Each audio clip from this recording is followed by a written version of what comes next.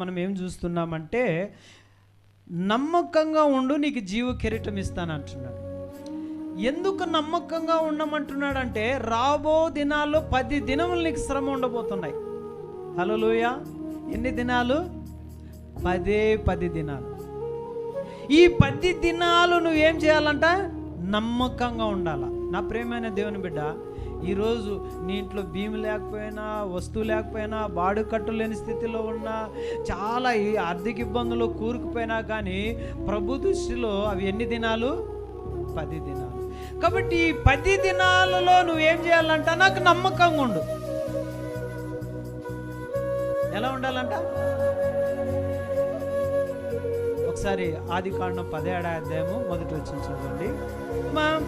కాబట్టి నా సన్నిధిలో నిందారహితుడుగా అంటే నమ్మకంగా ఉండు. ఎవరు చెప్తున్నాడు?